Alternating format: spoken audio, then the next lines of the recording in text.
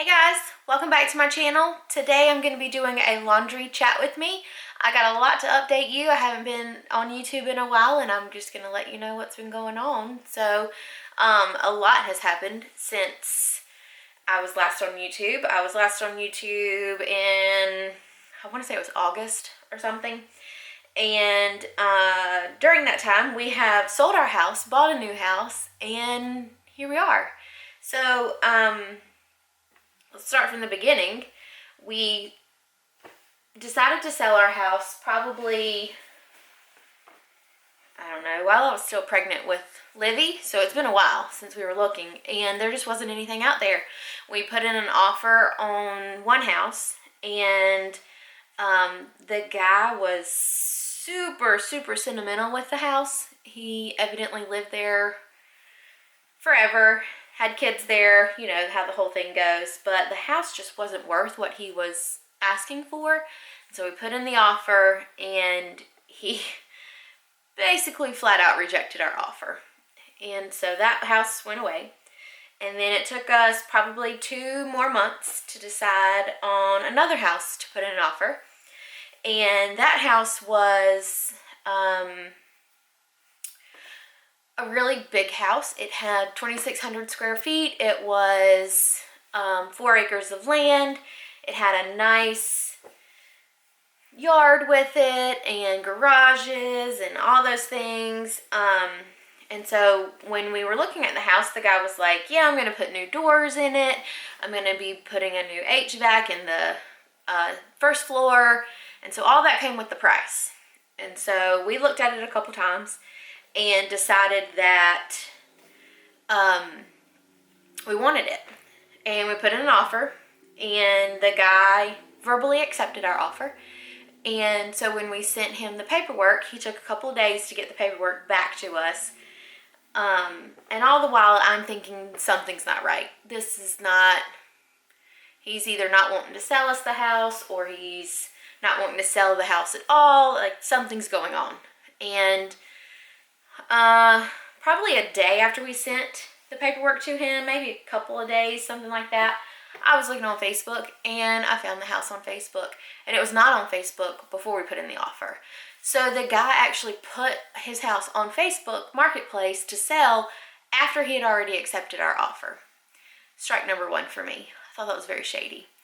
Then he comes back and goes, so I had somebody else look at the house and they've offered me a higher price. So if you match that price, I'll give you the house. Strike number 2. I thought that was extremely shady for you to verbally accept our offer and then A, put your house on the market, but B, let somebody else come in and look at it and give you another offer. So the offer was for more money and no HVAC, and I can't remember if he was going to do the doors or not, but he wanted more money for no HVAC. And for me, that was not right. It didn't feel right for me. But I kept thinking, do I want the house? If I want the house, then all this stuff that's going on right now is not going to matter in the long run if this is the house we want. Like, whatever. If we're willing to pay the price and we want the house, let's do it. So we did. We gave him the offer, and that night I couldn't sleep. I was so upset about everything going on. I was so upset that he A, put his house on the market, and B, let somebody else do it. But it was more than that. It's like the integrity of it. How do you do that? How do you consciously say, yes, I will accept your house, your offer to your house, and then completely just go back on it? Like, I don't understand how people can do that. So I was super upset. I couldn't sleep that night. And my mom, who is our realtor, I called her up and I said, I don't feel good about this deal. I don't feel good about anything going on with this deal whatsoever. The guy's been shady from the start, and I just don't want to do it. My mom was very supportive. I told Justin the same thing. I said, I just don't feel like this is the right thing for us to do. I don't feel good doing a deal with someone like that. And who knew whether or not he was even going to go through with the offer and the deal and everything else, because he put his house on the market last year and backed out of it. So there was no guarantee that this deal was even going to work whatsoever. So we backed out. And I felt extremely good about backing out. I felt like it was the right thing to do for us and for our family. I loved the house and I loved everything about it. But it didn't feel right. And when things don't feel right, you just don't do it, right? So, I don't know, probably another month went by. We're still looking at houses. We had talked about maybe building a house, buying some land, building a house. We looked at all of that, and it was more expensive to build than it was to buy, because building a house is very expensive right now and all those things. So we kind of just thought, well, let's just get our house ready for selling, and then we will go from there. Again, we'll be ready for our house to be on the market when we do find another house, and things will just seamlessly roll. So that's kind of what we did. And like I said, another month went by, and we were getting medicine from the pharmacy. Justin's cousin is a pharmacist, and so we were talking to him at the pharmacy and just kind of letting him know, yeah, we're trying to find a house. We're trying to move in somewhere. We actually put an offer in on a house, and, told him the whole story about everything that happened. And it turns out that his uncle, I think, is that guy's neighbor, which is really funny. Small town we live in. But, so that was fine, and we talked to him and just went on about our day. And that night, his name is Tripp, he called us back and said, we were really wanting to sell our house, and we thought about it, him and his wife, and we've come up with a number that we are able to accept, because we need money for a down payment on our own land. But if you want to, you can come look at our house, and you can buy our house if you want. And so we kind of said, okay, we'll come look and see what it's like. We'd never been here before, and so we looked and loved it. We loved everything about it. It had all of our wish list. It has a massive kitchen. It has storage and closets and one level. So it's everything that we wanted. Everything that we wanted. So we decided to make a deal. And then came the real work. We had to get our house ready to sell in a week. So we busted our butts trying to get that house ready for sale. And by that time, it was October, I think. Somewhere around in that area, something like that. And I think we got our house ready to go to put on the market. And we had a couple of showings. Nothing really major, nothing like I thought we were going to have, because our house is in a very desirable neighborhood, and we had fixed it up, and I feel like it was priced right and all those things. But we were coming in on, it was the end of summer. Everybody was already settled for school. Nobody really wanted to change school districts. So that's why I feel like there wasn't a whole lot of interest in the house. But we just kept telling ourselves it only takes one. It only takes one person to come in and fall in love with it and buy your house. And that's what happened. We had, I want to say, 3 people come and see the house.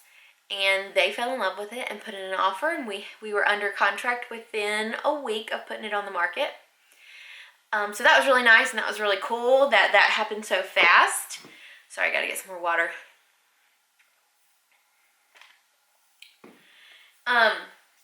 So then we were just kind of in that, gotta do inspections and appraisals and all those things, when you buy a house and sell a house. So we were in that phase. And Justin was in the Marines, so he was getting his VA loan. He got a VA loan for this. And it took us up until the week before our set closing date to actually get our funding in order. There was something that happened with his certificate of eligibility. He was in the reserves, And so it was a different type of form that they had to get for him, and nobody could tell us what he needed to do. So finally he took it in his own hands, called his old command at the reserve station, and they said, no, you got to have this form instead. And so when he got that form, everything went seamlessly and it was fine, but it took us forever to get that stupid form. And so then we closed on our house, and everything was fine, and we were so excited to come in and clean and do all the things and move in and everything like that. And it wound up being the Tuesday before Thanksgiving when we moved in. And so that in and of itself is a busy time. We moved in our stuff to the garage on the weekend because Trip let us do that. So we moved in most of our stuff in the garage, and then they moved out, before Tuesday. And sorry, my phone just went off. They moved out on Tuesday, and then we were able to kind of occupy the house at that point. So Tuesday came, we moved in as much as we could. Wednesday, had to go back to work. Thursday was Thanksgiving, and then, of course, Black Friday shopping on Friday. So we didn't really have a whole lot of time to actually set up things and move in and everything. So that's what I was planning to do on the weekend, and I did. I got a lot of it done, Thanksgiving weekend. But then Monday after Thanksgiving, I got the stomach bug. And I was sick as a dog. I was in the bed all day Monday.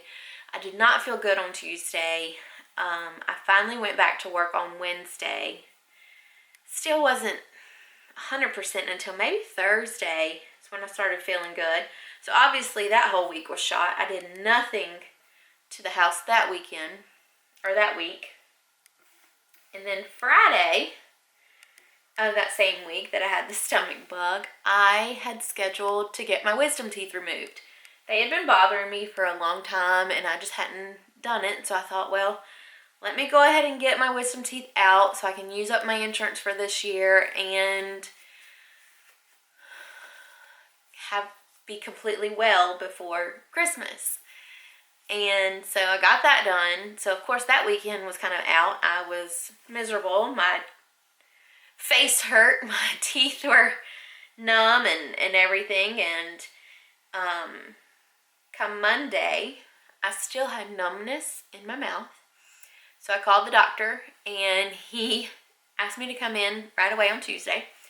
So I came in on Tuesday, and he proceeded to tell me that because of the placement of the wisdom tooth back here, I have nerve damage.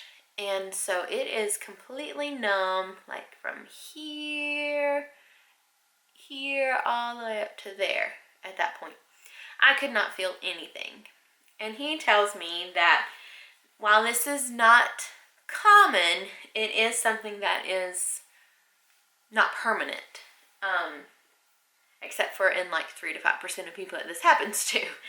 And so he said that I would probably be getting all of my feeling back within 6 weeks. And so right now I